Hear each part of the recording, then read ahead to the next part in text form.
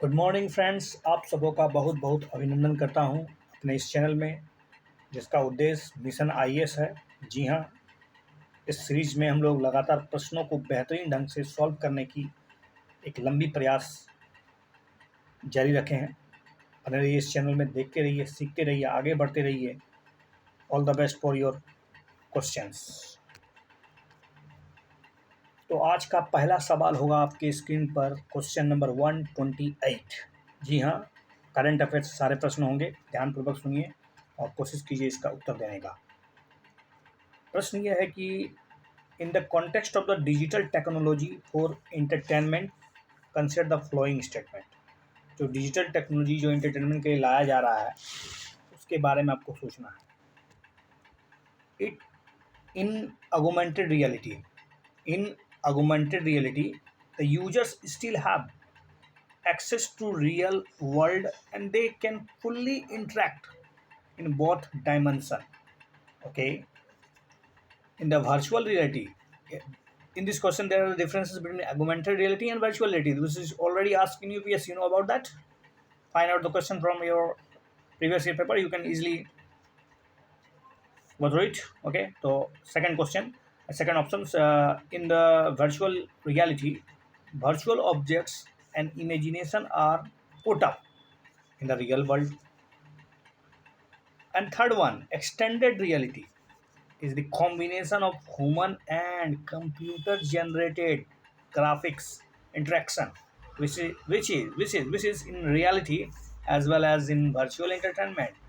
तो आपको इस प्रश्न में तीन चीज़ें समझना होगा। एक ऑगमेंटेड रियलिटी, वर्चुअल रियलिटी और एक्सटेंडेड रियलिटी। तीनों का कॉन्सेप्ट क्लियर होना चाहिए, क्योंकि इससे संबंधित ऑलरेडी यूपीएससी पूछ चुकी है। तो बात तक करते हैं, which are the correct. Augmented reality, क्या ये आपको रियल दुनिया का आनंद लेने के साथ साथ पूरी तरह से जोड़ देता है क्या? वर्चुअल रियलिटी में क्या होता है? वर्चुअल रियलिटी में वर्चुअल ऑब्जेक्ट्स और कल्पना करते हैं अपनी वास्तविक दुनिया के साथ। और तीसरा जो होता है कि कॉम्बिनेशन होता है मनुष्य और कंप्यूटर जनरेटेड ग्राफिक्स का, जिसमें आप रियलिटी के साथ साथ वर्चुअल एंटरटेनमेंट भी कर लेते हैं। Which are the correct option sir here? I think you know about that statement. All नहीं, बल्कि एक और तीन सही है। सेकेंड वन ऑप्शन में आप बात करते हैं। देखिए कॉन्टेक्स्ट क्या था। कॉन्सेप्ट ऑफ ऑगमेंटेड रियलिटी, ये जो ऑगमेंटेड रियलिटी है is that virtual objects and imagination are put up in the real world. Virtual objects and imagination, उसको वास्तविक दुनिया में रख दिया जाता है।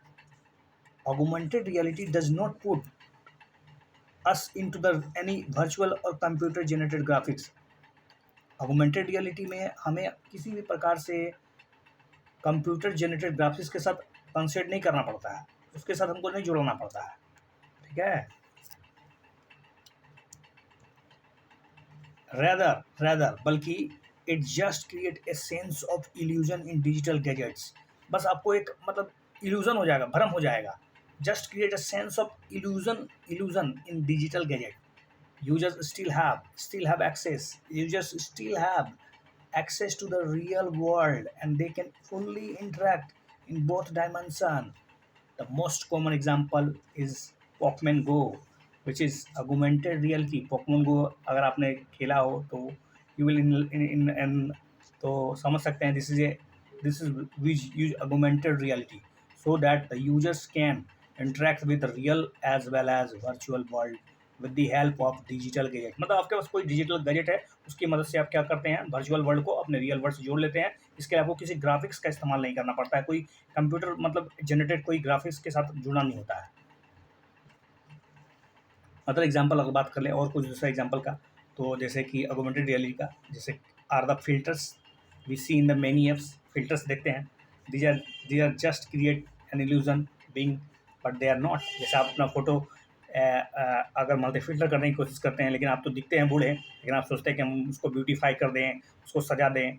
एक्चुअली में आपको ऐसा है क्या? नहीं है ना। तो वास्तव में ये क्या है, आप जो है बिना किसी गैजेट की सहायता से, बिना किसी गैजेट की मदद से जस्ट क्या करते हैं, अपने आप को वर्चुअल दुनिया से जोड़ लेते हैं। लेकिन वास्तव में आप हकीकत दुनिया में रह रहे हैं, आप उसको समझ रहे हैं। दैट्स द क्वेश्चन अबाउट ये था ऑगमेंटेड रियलिटी की बात। अब हम बात करते हैं वर्चुअल दुनिया की। देखिए वर्चुअल रियलिटी में क्या होता है। वर्चुअल मतलब जानते ही हैं, मतलब जो चीज़ आभासी है, जो हकीकत में तो कुछ है नहीं। Virtual reality are the users put into a fully virtual environment where they can interact only virtual। समझे, जहाँ पर आप केवल और केवल वर्चुअल दुनिया से ही जुड़ सकते हैं। इसमें होता क्या है, the graphics generated are mostly computer and artificial objects. और ये जो ग्राफिक्स होता है वो generally mostly computer and artificial objects होता है। डिज़ाइन इस तरह से किया जाता है ताकि आपको उस तरह का फील दिया जाए, मतलब आपको लगे कि वो रियल है। समझे, the users can the users can feel every bit of virtual reality, आप मतलब समझ सकते हैं कि ये तो वर्चुअल है। जैसे कि special VR devices are needed to put user into the environment which gives 360 degree view of the virtual world. तो स्पेशल वीआर डिवाइसेस होता है, वर्चुअल डिवाइसेस होते हैं, जैसे आपको पहना दिया जाता है बड़का बड़का 3D चश्मा, आप मूवी में देखने जाता है, ऐसा लग रहा है यार ये तो कुछ हो रहा है क्या। तो आपको कुछ स्पेशल वीआर डिवाइसेस दिया जाएगा इसके लिए, ताकि आप उस दुनिया में पहुंच जाइए जहाँ हकीकत में है ही नहीं, लेकिन आपको पता चलेगा कि अरे ये तो वर्चुअल है। मतलब पूरी तरह से आपको वर्चुअल दुनिया में डाल दिया जाएगा with the help of gadgets, याद रखिएगा। अब हम लोग आते हैं एक्सटेंडेड रियलिटी की। अब एक्सटेंडेड रियलिटी में क्या होता है, extended reality is the combination of human and computer generated. एक तरफ मनुष्य है, दूसरा तरफ ह्यूमन है, ठीक है। आई मीन एक तरफ कंप्यूटर जनरेटेड ग्राफिक्स है और एक तरफ मनुष्य है। अब कंप्यूटर जनरेटेड ग्राफिक्स को मनुष्य के साथ जोड़ना है, इंटरेक्शन करा देना, which is in reality as well as in virtual environment, जो कि हकीकत में भी संभव है और जो कि वर्चुअल इन्वायरमेंट में भी मज़ा आता है। तो इस इन बेसिक टर्म में समझ लीजिए इसका मतलब होता है, और ये जो है ना वास्तव में एक तरह से एक्सटेंडेड रियलिटी जो है एक सुपर सेट है ऑफ ऑगमेंटेड रियलिटी का और वर्चुअल रियलिटी का, एंड कह सकते हैं मिक्स्ड रियलिटी का। तो this is super set of augmented reality, virtual reality, mixed reality. The concept of the extended reality came into the picture when technology like augmented virtual reality being used by developers। the दोनों इस्तेमाल एक साथ किया जाने लगा by the developers and techno companies all across the globe. तो दुनिया में जब वर्चुअल रियलिटी ऑगमेंटेड रियलिटी का पूरा भरपूर इस्तेमाल होने लगा तो इन लोगों ने दोनों को फ्यूज कर दिया और फ्यूज करके नया बनाया, उसका नाम रखा गया एक्सटेंडेड रियलिटी। तो मीटी startup hub and Meta shortlist, मीटी और मेटा जो दोनों ने 120 स्टार्टअप को शॉर्टलिस्टेड किया है and innovators for the extended reality startup programme में। तो हो सकता है आने वाले समय में और भी मज़ा आए दुनिया को समझने में with the help of virtual reality, with the help of augmented reality. Okay, बहुत अच्छा से समझाया गया, आप ध्यानपूर्वक सुने होंगे। तो अब अगला क्वेश्चन है मैन्युफैक्चर सेंड के बारे में। ये ऑलरेडी यूपीएससी पूछी है। देखिए मैन्युफैक्चर सेंड एम सेंड कहते हैं, उसके बारे में सोचा जा रहा है। Manufacture sand M sand can be obtain from crust rock fines and from overburden of coal mines। Okay, दूसरा है कि manufacture sand has better workability as it has a more angular and rougher surface but requires washing before use। okay,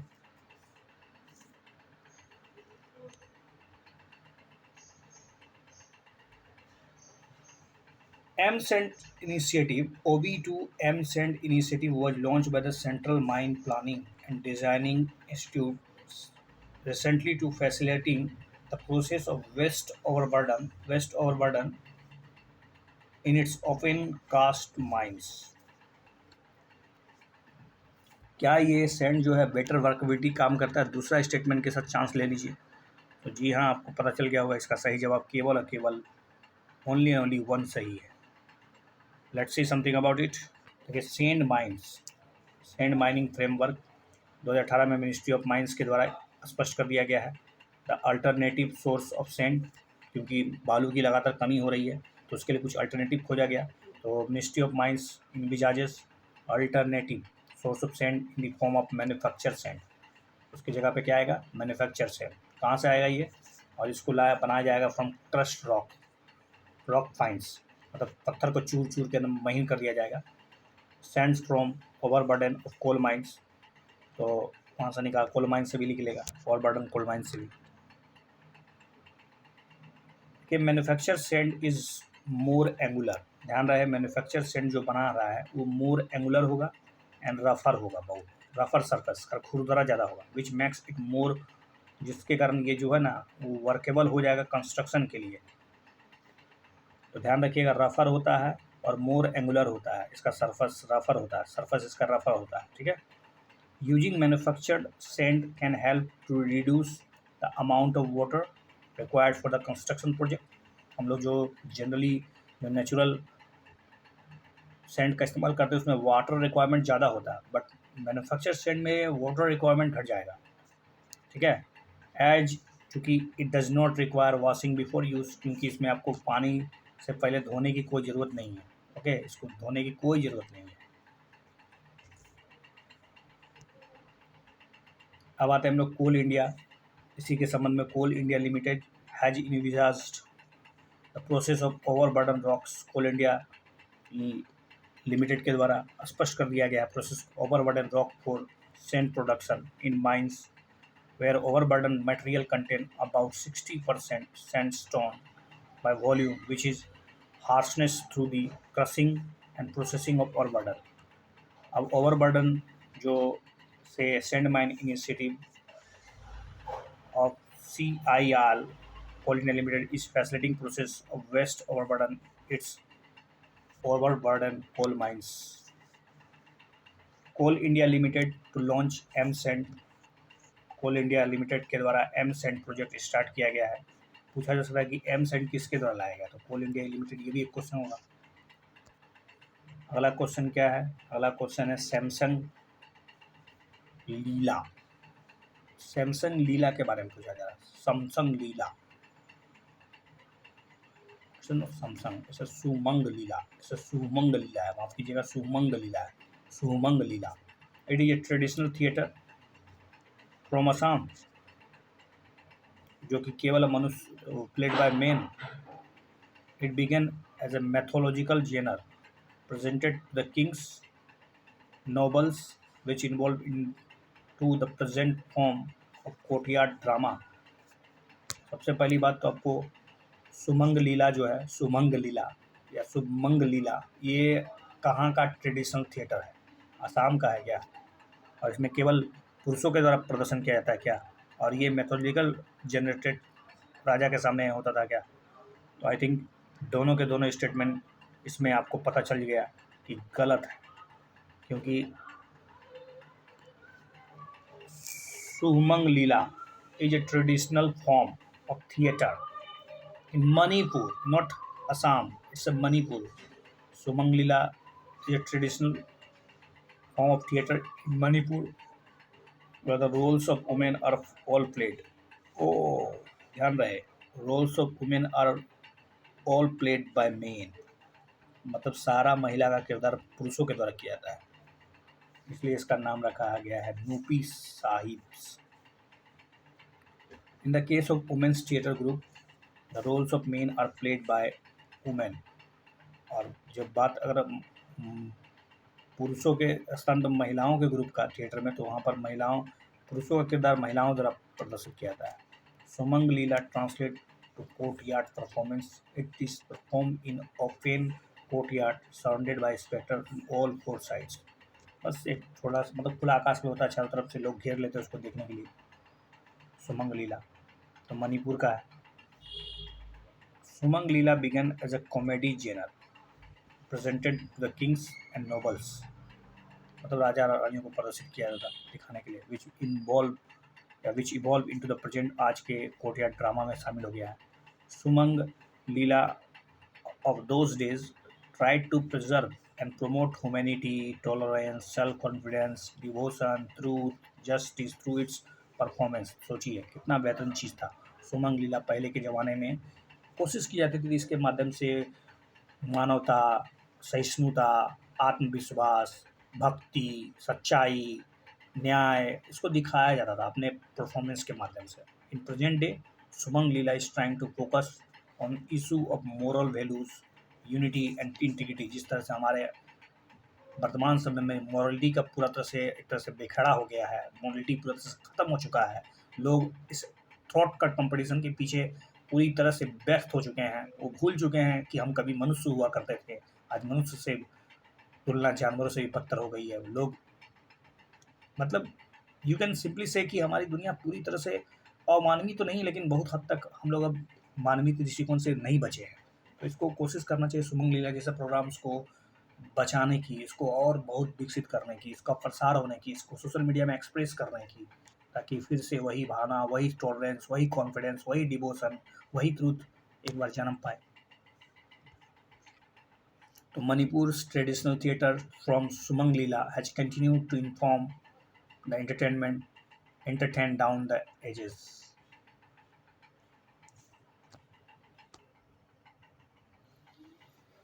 अगला प्रश्न आपकी screen पर है, बिंटू रोंग। ये बिंटू रोंग क्या है? Consider the about Bintu Rong. It is a herbivorous arboreal mammal found in south and South East Asia. ये mammal है क्या और हर्बीवोरस है और कहाँ मिलता है? दूसरी बात, it has been assessed as a vulnerable on IUCN list included wildlife protection act के तहत। यहाँ गलती दिया, प्रोटेक्शन एक्ट 1972 कर दीजिए।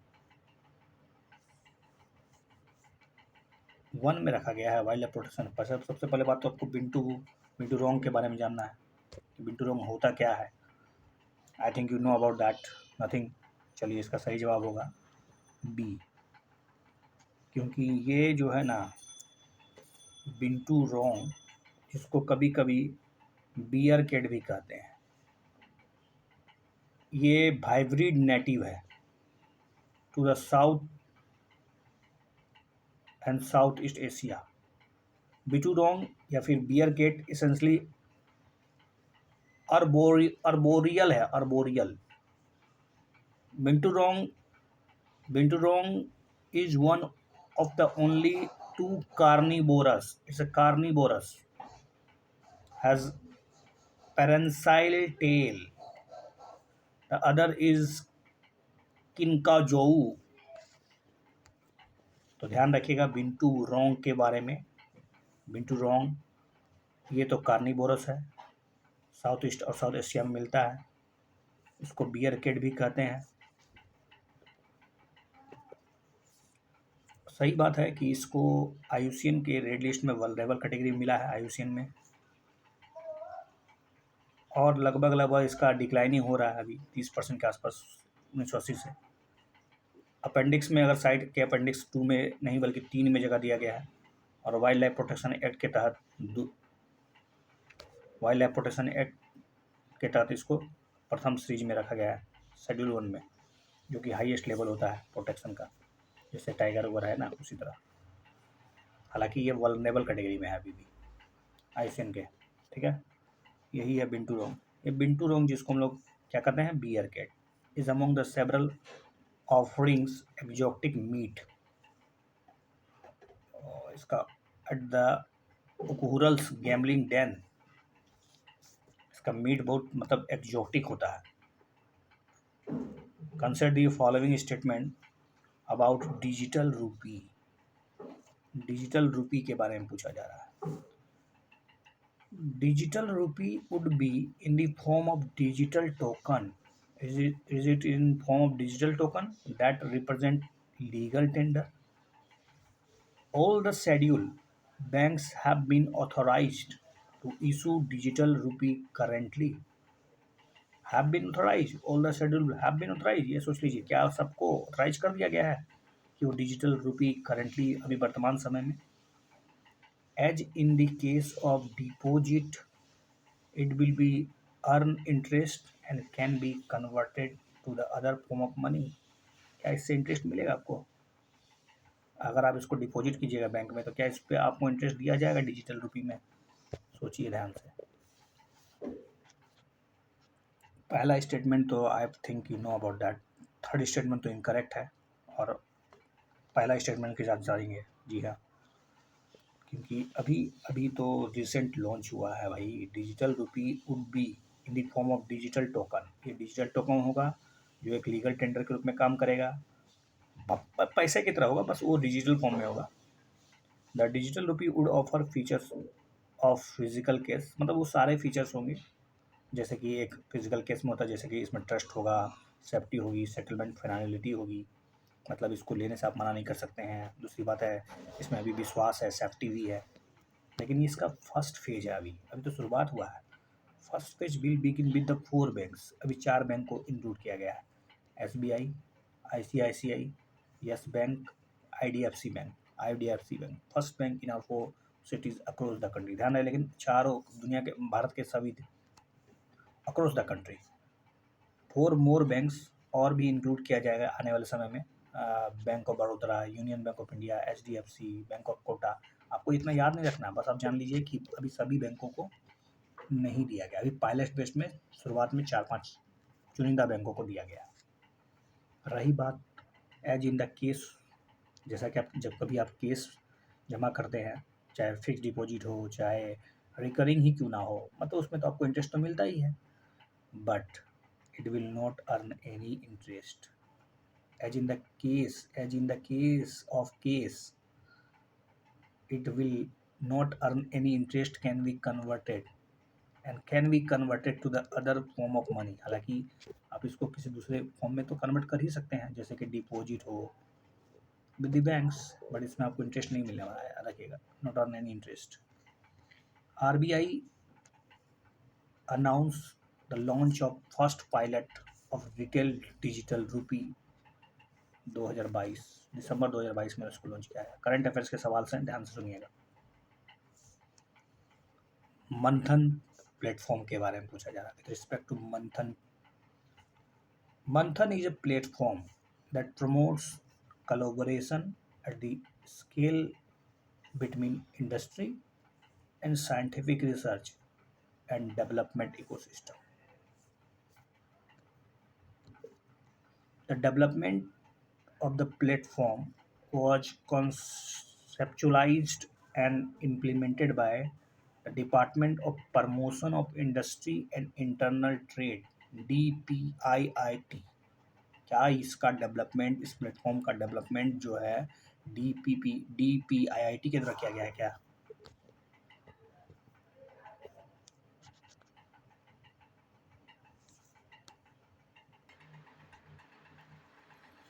तो आपने सोच लिया होगा मंथन प्लेटफॉर्म के बारे में, क्या इसको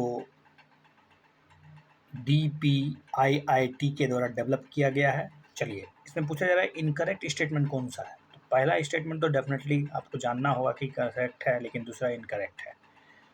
देखिए, मंथन platform that promotes collaboration at the scale between industry and scientific research and development ecosystem. Manthan empowers multi-stakeholders to collaborate for co-creating solution, aligning with the United Nations SDG and our national scientific mission। इतना इतना उद्देश्य लेके हम लोग हैं, SDG को maintain करना है, सस्टेनेबल डेवलपमेंट के साथ साथ अपना साइंटिफिक मिशन को प्रमोट करना है। तो इसके लिए जो मल्टी सेक्टर है, मल्टी स्टेक होल्डर्स है, शेयर धारक, उनके बीच एक कोऑर्डिनेशन तो होना चाहिए, कोलैबोरेशन तो होना चाहिए, उसके लिए इसको लाया गया है। लेकिन ये बात तो आपको पता होनी चाहिए कि इसका डेवलपमेंट, इस मंथन प्लेटफॉर्म का डेवलपमेंट जो है एंड इम्प्लीमेंटेड जो है, वो office of principal scientific adviser PSA के द्वारा किया गया है, जो भारत सरकार के तहत काम करता है। Office of principal scientific adviser to the government of India. This is the talking about Manthan. तो अभी इसके बारे में यही चर्चा है कि Manthan platform won NSEIT the best tech initiative of the year at the Dun and Bradstreet Business Excellence Award 2022। Consider the following statement with respect to United Nations Refugee Convention of 1951 and its protocol 1967. तो United nation refugee convention 1951 and it's 1967 protocol के बारे में.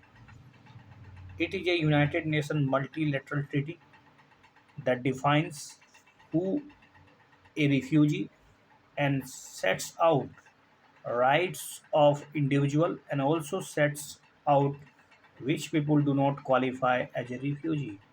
कौन refugee है, उसके क्या अधिकार हैं, इसकी तरह से यही मतलब रिफ्यूजी कन्वेंशन में बताया गया क्या.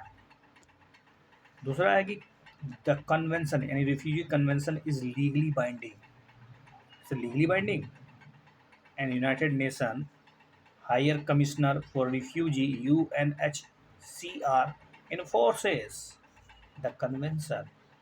The convention places a set of rules for contracting party as well as refugee. Bharat के संदर्भ में नहीं पूछा है, लेकिन बस इतना जान लीजिए कि रेफ्यूजी कन्वेंशन 1951 का चर्चा में है. तो इसका सही बात है कि आप इसका स्तर तब देखिए which are the correct. Only and only 1 और 3 सही है. It is a United Nation multilateral treaty जो कि डिफाइन करता है कौन रिफ्यूजी है, who is refugee, and sets out उसके क्या अधिकार हैं, हु आर गारंटीड या granted asylum and the responsibility of the nation. राष्ट्र के क्या कर्तव्य हैं, क्या दायित्व है उस ग्रांट को देने में. The convention also set out which people don't qualify. कौन इसमें शामिल नहीं हो सकता है रेफ्यूजी के रूप में, जैसे कि war criminals. The convention also provides some visa free travel for holders of refugee travel documents issue under the convention.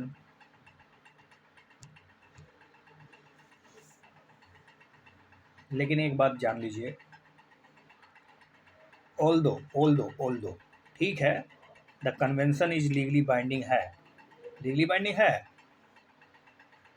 There is no body that monitor compliance. लेकिन यहाँ कोई बॉडी नहीं है जिसको मॉनिटर करेगा कि कंप्लायंस पालन हो रहा है या नहीं पालन हो रहा है. No one, there is know body. The United Nation high commissioner UNHCR has a supervisory responsibility but cannot enforce the convention. इस कन्वेंशन को इन्फोर्स नहीं कर सकता UNHRC, ठीक है. And there is no formal mechanism for individuals to file complaint. ऐसा नहीं है कि आप अगर रिफ्यूजी हैं तो कोई केस फाइल कर दिएगा. There is no formal mechanism, ठीक है, for complaint. The convention specifies that complaint should be referred to the International Court of Justice. Complaint के लिए आपको इंटरनेशनल कोर्ट ऑफ जस्टिस में जाना पड़ेगा. और इंटरनेशनल कोर्ट ऑफ जस्टिस व्यक्तिगत अधिकारों का तो होता नहीं है, बल्कि ये नेशन के साथ जुड़ा हुआ है. Convention places a set of rules contracting parties के लिए as well as for refugee. दोनों के लिए होता है, पार्टीज के लिए भी और रिफ्यूजी के लिए भी. Refugee shall abide by the national law. हालांकि रिफ्यूजी उस राष्ट्र के कानून के नियम का पालन करेंगे. स्पष्ट रूप से ये बात जान लीजिए जिस देश में वो प्रवेश कर चुके हैं. अब हुआ क्या है, ये जो कन्वेंशन इसलिए चर्चा में है क्योंकि कुकी चीन fighter into India from Bangladesh से आए हैं, वही बात चल रहा है. चलिए अगला प्रश्न है RH-13 क्या है ये. RH-13 न्यूट्रॉन स्टार या फिर semi dwarf gene.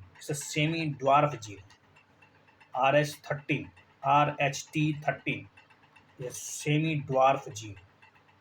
Reduce height gene means seeds can be planted deeper in the soil, giving access to moisture without adverse effect on seedling emergence seen with the existing wheat varieties. तो ये wheat का varieties है। तो scientist at the Jones and Center in collaboration with the international team of researchers discovered the new reduced height या semi dwarf gene cold, उन्होंने नया semi dwarf gene खोजा है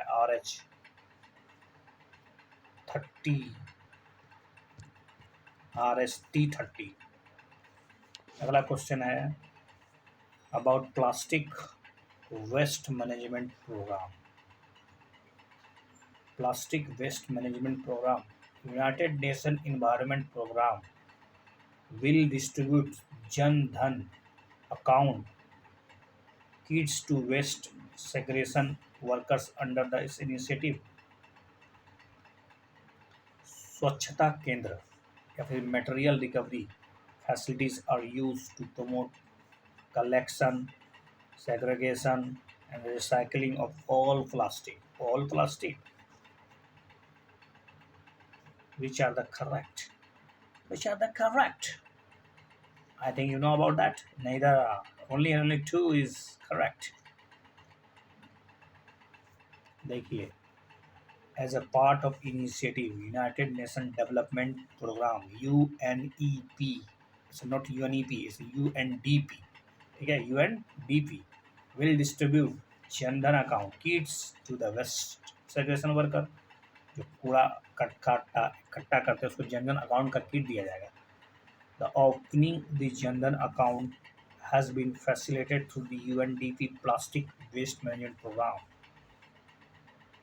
The program also ensures as well as well-being and financial inclusion of the सफाई साथी, जिसको हम लोग वेस्ट पिकर्स कहते हैं, जो by linking them to the social protection scheme, वो जो कूड़ा कचरा जो चुनते हैं ना, जिसको हम लोग घिन्ना के दृष्टि से देखते हैं, वास्तव में वो हम लोग के लिए कल्याण का काम कर रहे हैं।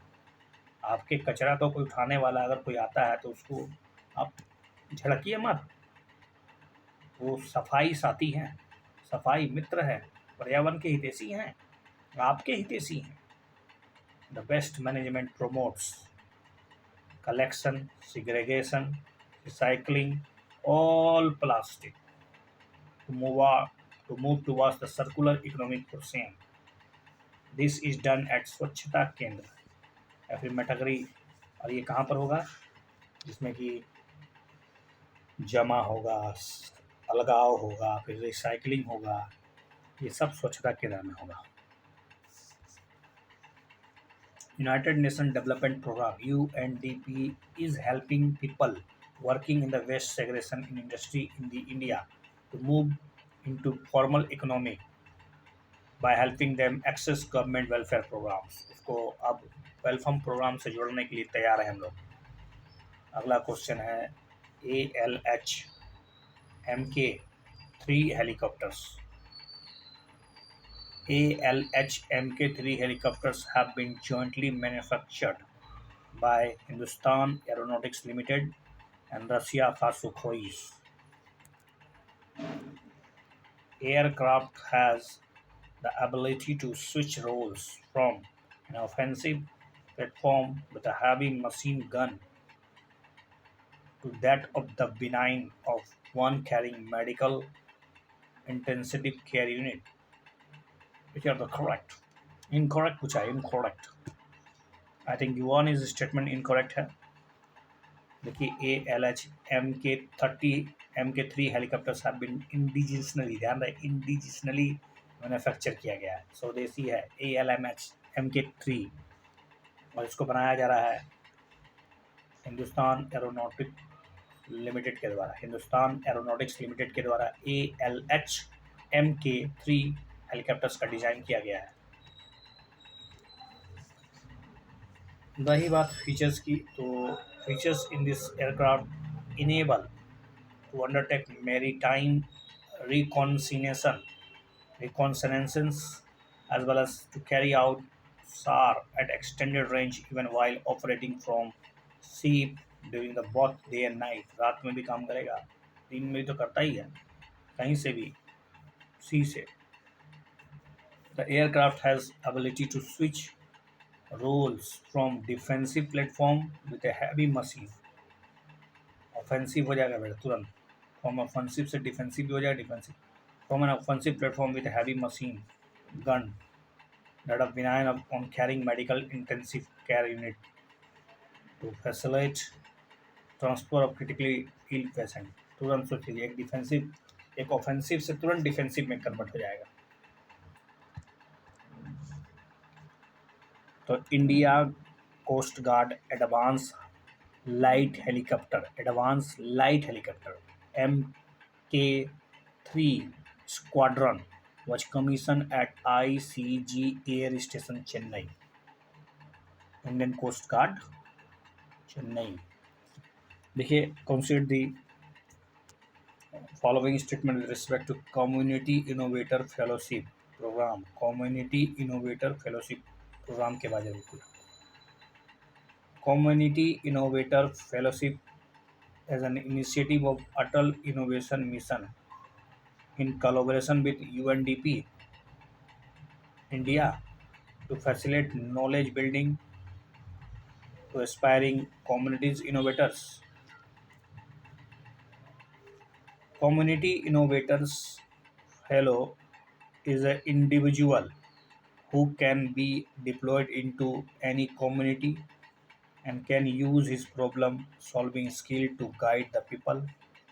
It is 1 year long intensive fellowship program wherein an aspiring community innovator can apply irrespective of their socio-economic background.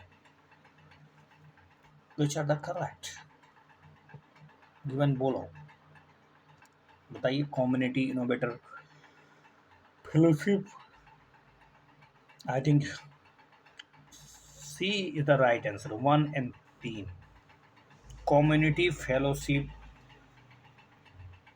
Community innovator fellowship is a initiative of Atal innovation mission.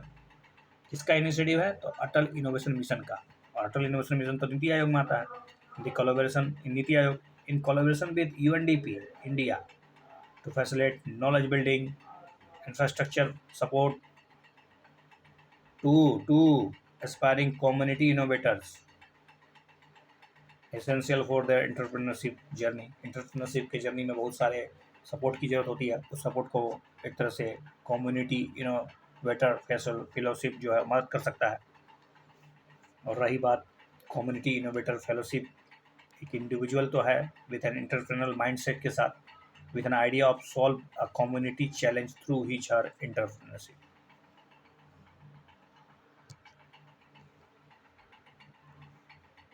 This is 1 year long intensive fellowship program. 1 साल का intensive fellowship program है wherein aspiring community innovator can apply respective of the socio economic background, चाहे कोई भी हो ना, OBC ST SC कोई भी, जनरल कैटेगरी कोई भी। During this course of the fellowship each fellow would be hosted at a Atal Community Innovation Center, would acquire SDG awarenesses, entrepreneurial skills, life skills while working on his or idea। अपने काम में रहते हुए भी SDG, entrepreneurship skill, life skill सब कुछ सिखाया जाएगा इसमें। Atal innovation Mission launch fresh application. Atal innovation Mission ने फ्रेश एप्लीकेशन लॉन्च कर दिया है कम्युनिटी इनोवेटिव फेलोशिप के लिए। तो अभी अपना एक आवेदन दे दीजिए। Consider the following statement with respect to state global water resource report. State of global water resource, पूरा विश्व में जो ग्लोबल वाटर उसका रिसोर्स, उसका जो रिसोर्स है उस पर क्या नज़र डाल रहे हैं हम लोग, देखिए। Large area of the globe recorded drier than the normal condition in 2021, a year in which precipitation patterns were influenced by the climate change and La Nina event. The report covers the three major areas, namely cryosphere and frozen water, terrestrial water storage, and water in atmosphere. The report was jointly released by FAO and UN water, which are the correct given below. FAO कहाँ से आ जाएगा यार? इसका सही जवाब एक है केवल, larger area of the globe recorded drier शुष्क घोषित हो चुका है than the normal condition in 2021, which was a year in which precipitation patterns were influenced by the climate change and La Nina event. The area with the below average stream flow was approximately 2 times larger than the above average area in comparison to the 30-year hydrological average. 2 times larger, सोच लीजिए. Report focus on 3 major area. एक तो है stream flow, the volume of water flowing through the river channel at any given time, or terrestrial water storage. All water on the land, surface and subsurface उसको terrestrial water storage कहते हैं. The cryosphere frozen water,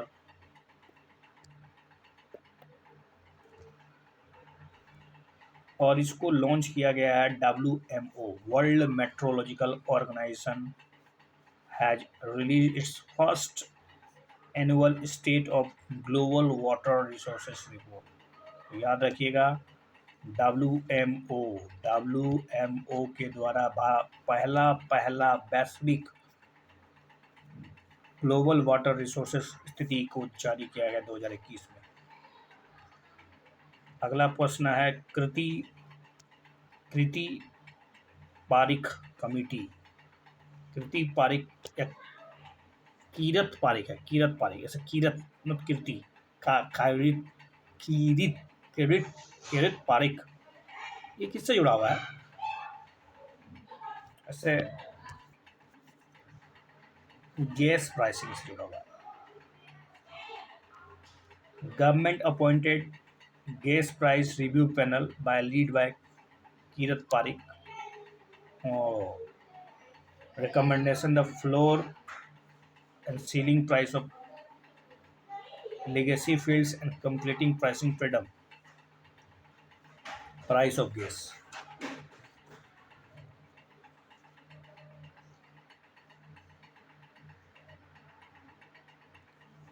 अगला प्रश्न पूछा जा रहा है वासनार arrangement से, वासनार अरेंजमेंट्स के बारे में. It is a voluntarily export control regime which monitor exchange information on transfer of conventional weapons and dual use goods and technology. Admission of new members को एडमिशन कराने के लिए into the grouping requires the consensus of majority of the members. The arrangements does not impede civil transaction and is not directed against any state or group of state. तो इसका सही जवाब 1 और 3 है. जी हाँ, देखिए पढ़ते हैं क्या है ये वासनार अरेंजमेंट्स, क्या भारत इसका हिस्सा है कि नहीं. वासनार अरेंजमेंट्स एक वॉलंटरली एक्सपोर्ट कंट्रोल रिजीम है, वॉलंटरली स्वैच्छिक export control regime. The arrangement formally establish in 1996, 1996 में स्थापित हुआ. उस समय इसके 42 मेंबर हुआ करते थे. ठीक है. Who exchange information on transfer of conventional weapons, dual use goods and technology. वही कन्वेंशनल वेपन जो तो हथियार हम लोग का है, उस सबको कैसे आदान प्रदान किया जाए, उनकी सूचनाएं वगैरह वगैरह, इससे जुड़ा वासना अरेंजमेंट्स 1996 में इसका मतलब फॉर्मली रूप से इसको देखा जा सकता है. Arrangements is open and a global and non-discriminatory basis. ध्यान रहे, it's a non-discriminatory basis to the prospective adherents that comply with the agreed criteria. Admission of a new members requires consensus चाहिए, consensus of all members. ध्यान रहे, सभी सदस्यों का consensus requirement है किसी भी नए सदस्य को शामिल करने के लिए. The agreement does not impede हालांकि इस एग्रीमेंट के तहत कोई इम्पीड नहीं होता है बोनाफाइड सिविल ट्रांसफेक्शन। अगर आपका उद्देश्य सही है तो सिविल ट्रांजेक्शन के लिए किसी प्रकार का कोई प्रतिबंध नहीं है। And not directed against any state और group of states. All measure undertaken with respect to the arrangements are in accordance with the members countries national legislation and policy and implemented on the basis of national discretion। ये राष्ट्र के अपने हित के आधार पर अपने विवेकाधिकार पर छोड़ दिया गया है कि वो चाहे तो आदान प्रदान करे ना करे। India will assume, India Bharat जो है ना वो चेयरमैनशिप करेगा वासेनार अरेंजमेंट का 2023 में।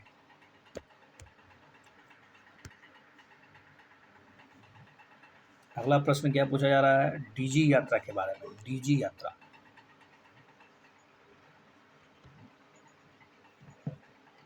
The scheme is conceived to achieve contactless, seamless processing of passenger at airport based on facial recognition technology FRT के बेस पे।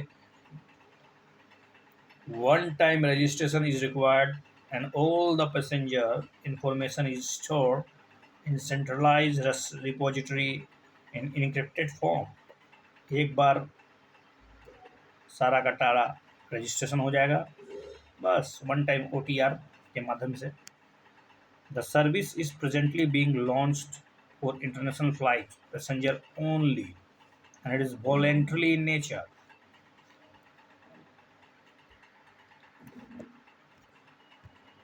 चलिए बताइए डीजी यात्रा के बारे में क्या जानते हैं आप? चलिए वन टाइम रजिस्ट्रेशन 1-2 केवल एक सही है इसमें। देखिए डीजी यात्रा is conceived to achieve contactless, seamless processing of passenger at airport based on facial recognition technology. To use this facility, on-time registration on DG Yatra app is required using Aadhaar-based validation and self-image capture। एक अपना selfie भेजिए, आधार number भेजिए, DG यात्रा app में जाइए, one time registration हो जाएगा। आप उसके बाद कभी भी अगर एयरपोर्ट जाते हैं तो आपको टच भी नहीं किया जाएगा और आप आराम से सारे प्रोसेसिंग किए हुए अपने अपनी यात्रा के लिए निकल सकते हैं। यही है डीजी यात्रा का उद्देश्य। लेकिन there is a no central storage of personally identifiable information. No central storage, okay ध्यान दें, no central storage. Passengers ID and travels credentials are stored in a secure wallet in the passenger's smartphone itself। वो passenger के phone में ही एक wallet में store रहेगा। The uploaded data will utilise blockchain technology and all data will be purged from the servers within 24 hours of use. जैसे 24 घंटा होगा आपका डेटा वहाँ से हट जाए ताकि आपको दिक्कत ना हो यात्रा के 24 घंटे के अंदर। The service is presently being launch for domestic flight only in voluntary in nature. ये वॉलंट्री है तो जरूरी नहीं कि आपको देना ही है, क्योंकि एक तरह से हम लोग सो कॉल्ड आज़ादी के नाम पर और क्या कहते हैं निष्ठा के नाम पर हम लोग बहुत सेंसिटिव है ना, तो सुप्रीम कोर्ट तो चिल्लाने लगेगी। Union ministry of civil aviation launch Digi Yatra for 3 airports in country. ध्यान रहे अभी मात्र 3 एयरपोर्ट के लिए हुआ है ऐसा। With the reference to personality rights consider the following. Personality right, personality rights refers to the rights of a person to protect his her personality under the right to privacy or property। Personality rights are governed by the statute like the Trade Marks 1999 and Copyright Act 1957। किसके तहत cover किया गया है, किसके तहत govern किया जाएगा इसको? क्या ये आपके राइट टू प्राइवेसी के तहत आता है? Which are the correct? I think you know only एक स्टेटमेंट सही है। पर्सनैलिटी राइट्स का मतलब है right of a person to protect his her personality under the right to privacy या फिर property. These rights are important to celebrities as their names, photographs, or even voices can easily be misused in various advertisements by different companies to boost their sales.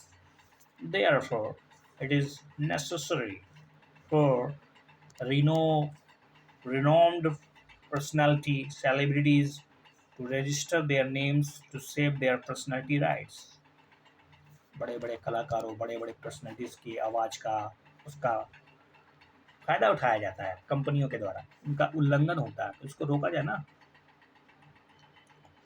Publicly अगर कहा जाए तो publicity rights are govern, ये जो publicity rights है मैंने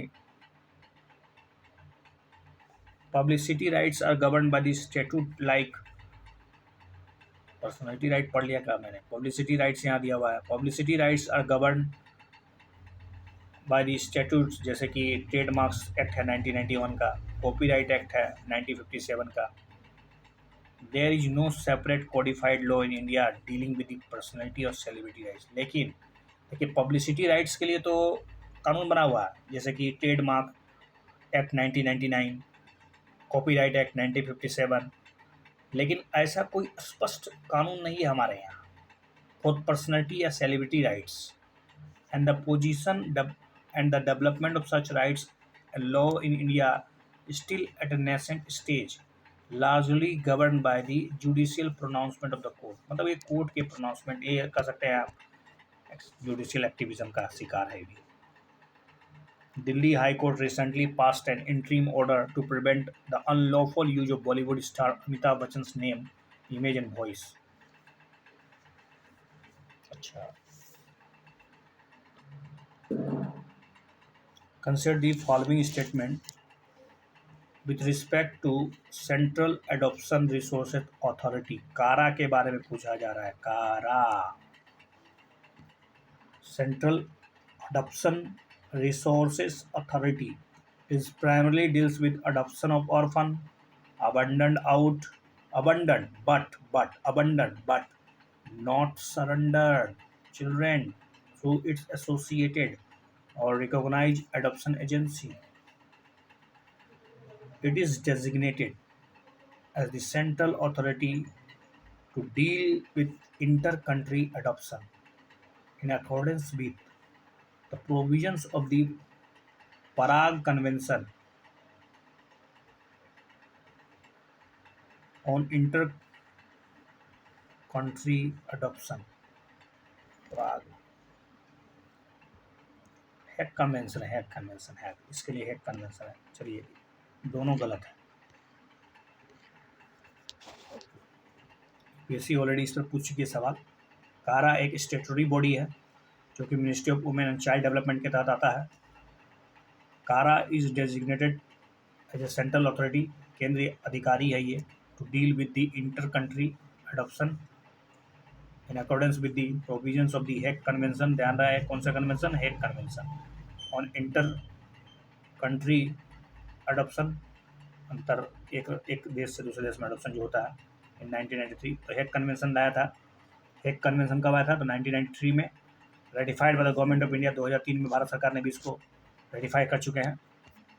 कारा is designated as a central authority to deal with inter-country adoption in accordance with the provisions of the Hague Convention on inter-country adoption 1993। Bharat ने रेटिफाई कर दिया है, वही बात को बताया गया है 2 बार। इस पर देखिए adoption awareness month, central adoption resources authority organise 10 state orientation program, ran 200 special social media campaign, inactive meets with the more than 700 prospective adoptive parents and adoptive parents, which is the not a part of India's intangible cultural symbol of UNESCO। It's a C।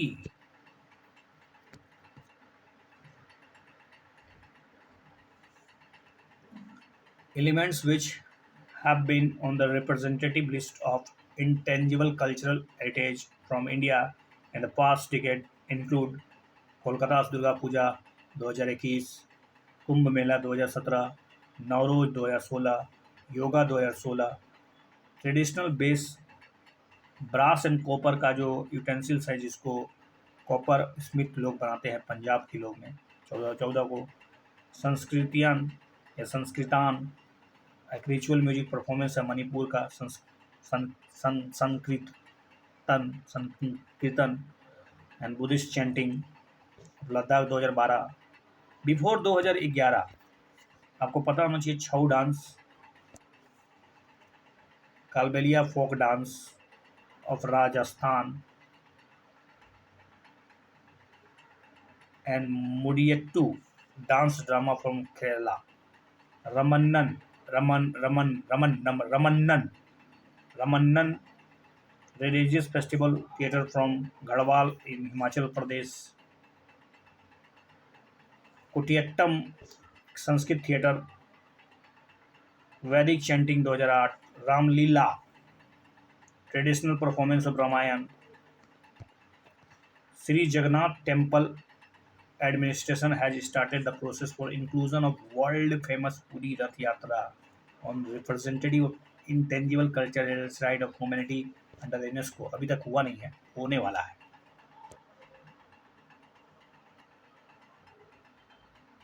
तो अभी हुआ क्या है कि जो context क्या है, baguette staple French bread was recently inscribed into the UN list intangible culture है।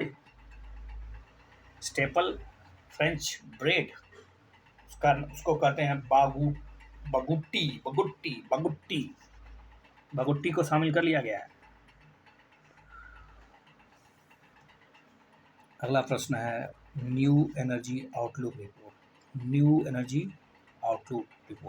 Emission in Europe, US, Australia, Japan will continue to rise and will only begin to decline after a decade, according to the report.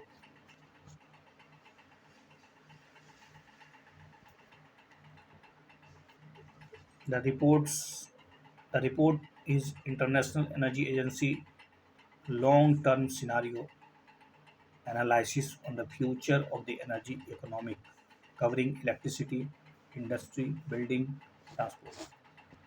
Which are the correct? चलिए इसका D जवाब है, दोनों के दोनों statement गलत दिए हुए हैं। Emission in Europe, United state, Australia, Japan have already peaked this year and will decline rapidly after that. According to this projection, greenhouse gas emission from developing economics, particularly India, will continue to rise until the end of present decade and will only begin to decline by 2030, according to the 2020 New Energy Outlook Report।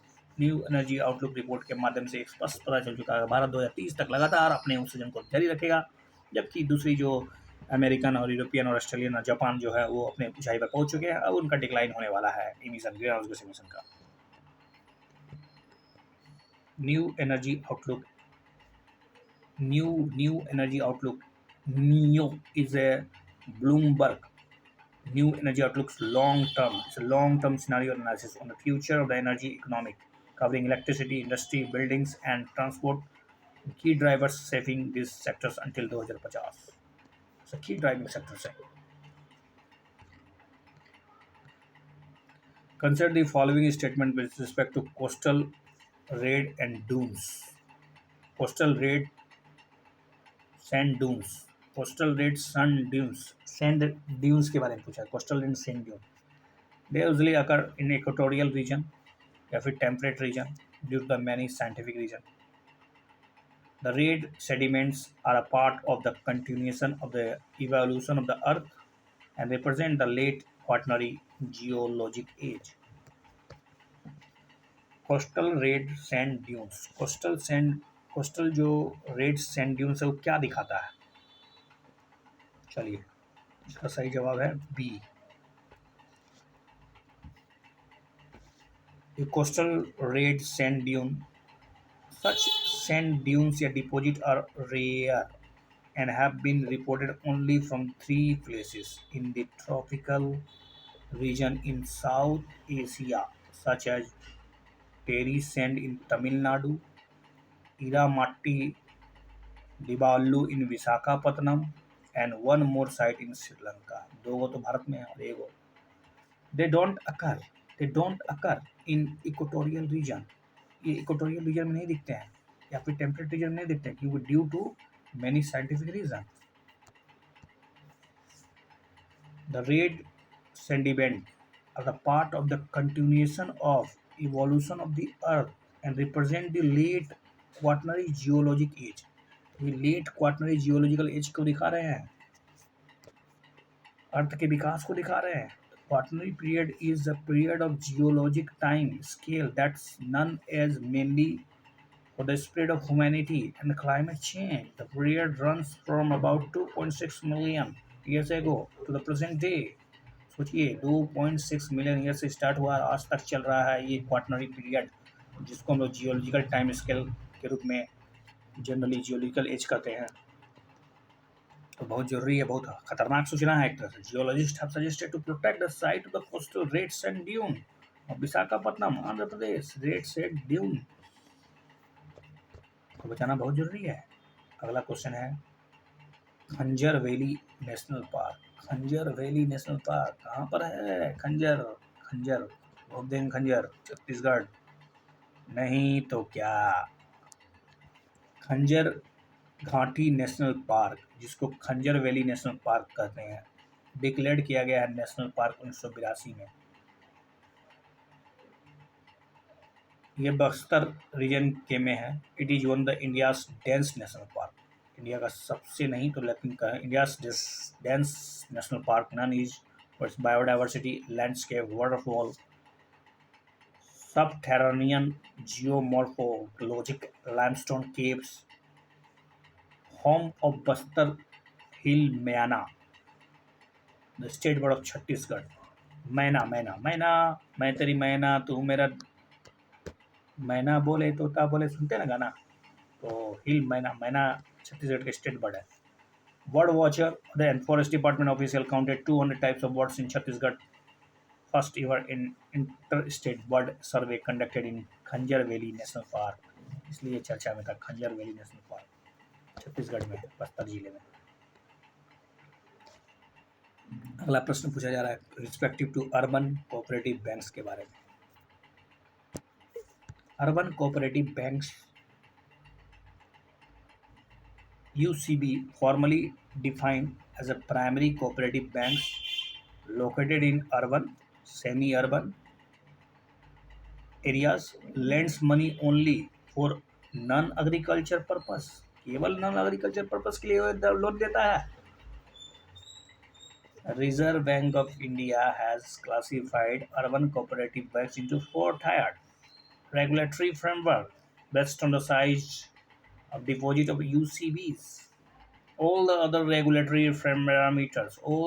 regulatory parameters except minimum capital to adequacy ratio applies to UCBs.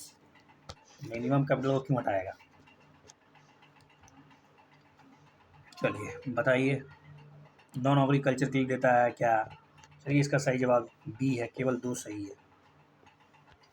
Urban cooperative banks दो not formally defined, इसको कोई define नहीं है. Refer इसका क्या मतलब होता है? Primary cooperative banks located in. Primary cooperative banks होते हैं जो अर्बन सेमी अर्बन एरियाज में होते हैं. दिस बैंक्स टिल 1996 तब तक allowed to land money only for non agriculture. 1996 तक उनको नॉन एग्रीकल्चर सेक्टर वाले को ही लोन देने की अनुमति थी, लेकिन अब ये डिस्टिंक्शन जो है ना वो समाप्त कर दिया गया. अब वो नहीं रहा, अब वो सबको लोन बांटते हैं. Reserve Bank of India has classified urban cooperative into four-tiered regulatory network framework based on the size. 4 प्रकार के उसके मतलब रेगुलेटरी नियामक हैं. ठीक है, वो डिपेंड करता है उनका साइज कितना है, डिपॉजिट साइज कितना वो जमा ले लिया है. RBI has categorized all unit of UCB and salaries earners deposit respective चाहे जितने भी मतलब RBI has categorise all unit urban cooperative banks and salary earners UCB other all UCB having deposit up to 100 crore in tier 1, जिसके भी 100 करोड़ हो गए हैं deposit, और जितने भी सैलरी अर्नर्स हैं सब को अर्बन कोऑपरेटिव का टीयर 1 माना जाएगा। टीयर 2 जिसका उसको उसके तहत रखा गया जिसका डिपॉजिट है more than 100 crore and up to 1000 crore.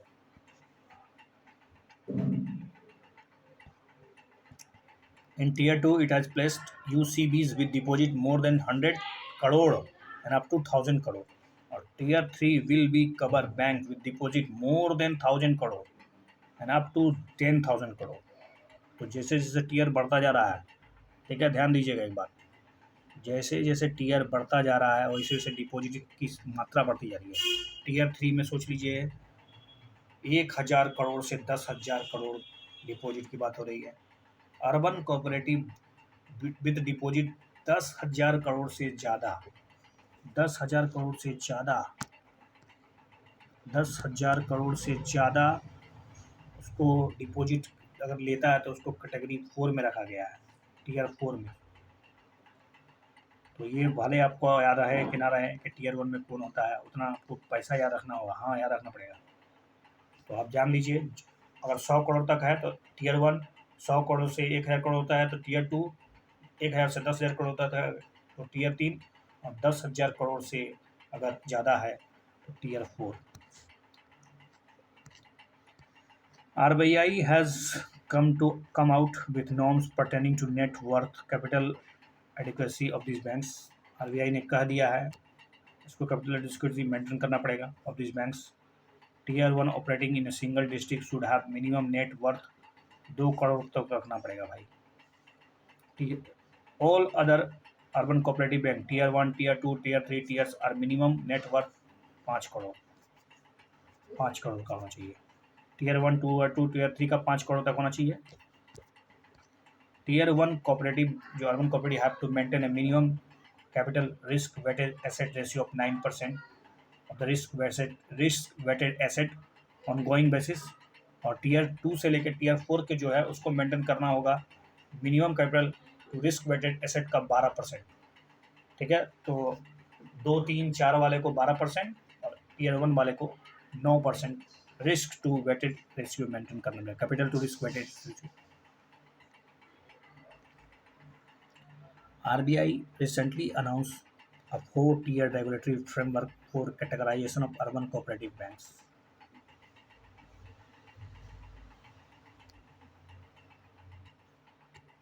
अगला प्रश्न है consider the following statement with respect to directorate of revenue intelligence.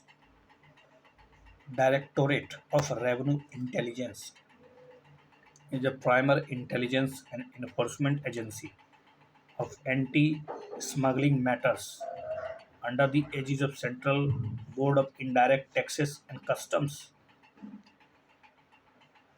The organization is not empowered to take a punitive action against the organized crime groups। अच्छा, directorate of revenue intelligence को power नहीं है कि वो किसी act के खिलाफ punitive action ले ले। It can refer cases registered under the Custom Act to the Income Tax Department for the action under the Income Tax Act, which are the correct about Directorate of Revenue Intelligence। बोलिए, एक सही है, 2 सही है क्या? देखिए, दुआ में चांस लीजिए, 1 और 3 सही है, 2 गलत है। देखिए, directorate of revenue intelligence DRI function under the central board of indirect tax and custom. Central board of indirect tax and custom के तहत ये काम करता है।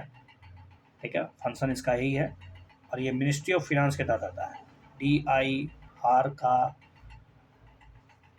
मंत्रालय है ministry of finance, department of revenue of Government of India। DRI is the primer intelligence and enforcement agency anti smuggling matters. जितने भी एंटी स्मगलिंग मैटर्स होते हैं सब DIR ही मैटर देखता है। मिनिस्ट्री ऑफ फाइनेंस के तहत आता है, सेंट्रल बोर्ड ऑफ डायरेक्टर्स के तहत इसका फंक्शन है, काम करता है। ठीक है, DRI with the presence across in India, पूरा भारत में फैला हुआ है, अब्रोड में भी फैला है। And abroad has been carrying out its mandate of preventing and detecting cases of smuggling of narcotic drugs, psychotropic substance, gold, diamonds, precious metal, wildlife items, cigarettes, arms, ammunition, explosives, counterfeit currency, notes, foreign currency, comet items, hazardous and environmentally sensitive materials. सब दे देना यार। Antiques and taking up a punitive action against the organized crime groups. Punitive action ले सकता है, ध्यान रहे, they can take punitive action against the organized crime groups. Engage in DRI is also engaged in unearthing commercial fraud, and custom duty evasion. Custom duty evasion हो रहा है, वहाँ पर भी वो घुस जाएगा। The agency can refer case, हालांकि ये जो एजेंसी है वो रेफर कर सकता है केस जो कि रजिस्टर्ड किया गया हो कस्टम एक्ट के तहत इनकम टैक्स डिपार्टमेंट को for the action under the income tax according to the charter of DRI।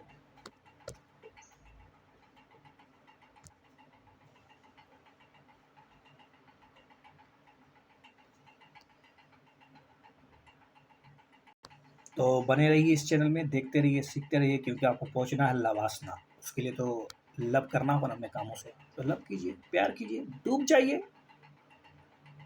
Thank you.